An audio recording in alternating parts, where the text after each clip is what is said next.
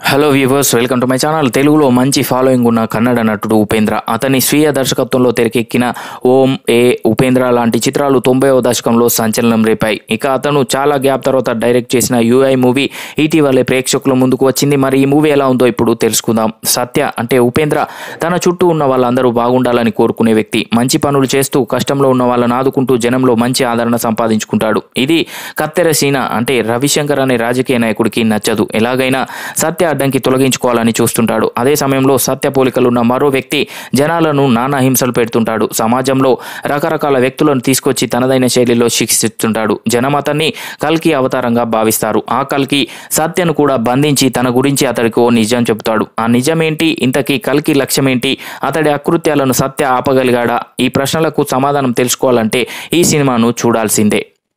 ఇక ఉపేంద్ర అందరూ నడిచే దారిలో నడవడు. తన పాత్రలు, కథలు క్రేజీగా ఉంటాయి. రొటీన్కి భిన్నంగా ఆలోచిస్తూ ఎవరూ చర్చించని విషయాలను, బయటకి మాట్లాడలేని అంశాలను తన పాత్రలు, కథల ద్వారా చర్చించడం, సన్నివేశాలను క్రేజీగా తీర్చిదిద్దడం ద్వారా దర్శకుడిగా తనకంటూ ఒక ప్రత్యేకమైన అభిమానగణాన్ని సంపాదించుకున్నాడు. అయితే గతంలో అతను తీసిన కథల్లో కొత్తగా ఏం చెప్పాలని చూసినా అందులో ఒక క్లారిటీ ఉండేది.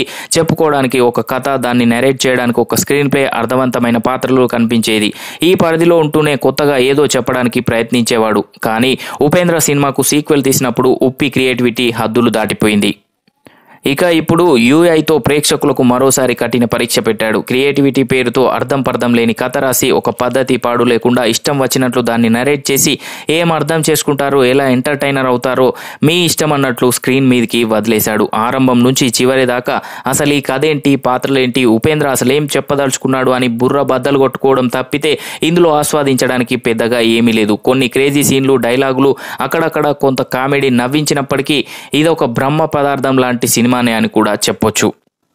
ఇకపోతే ఉపేంద్ర తన అభిమానులను అలరించేలా క్రేజీగా కనిపించే ప్రయత్నం చేశాడు. విచిత్ర వేషధారణ, విపరీత ప్రవర్తనతో సాగే పాత్రల్లో ఉపేంద్రను చూడడం అభిమానులకు ఇష్టం కాబట్టి తన పాత్ర వరకు బాగానే కనెక్ట్ అవుతారు. మిగతా ఆర్టిస్టులు కూడా ఉపేంద్ర దర్శకత్వ అభిరుచికి తగ్గట్లు నటించారు. రవిశంకర్ పాత్ర ఫన్నీగా అనిపిస్తుంది, కొన్ని చోట్ల నవ్విస్తుంది.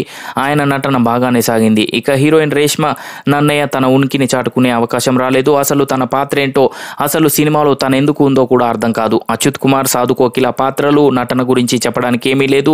మిగతా ఆర్టిస్టులంతా మామూలే. ఇక మంగళవారం విరూపాక్ష సినిమాలతో తెలుగు ప్రేక్షకుల మనసు దోచిన సంగీత దర్శకుడు అజనీష్ లోకనాథ్ యూఐలో తన మార్కు సంగీతం ఇవ్వలేకపోయాడు.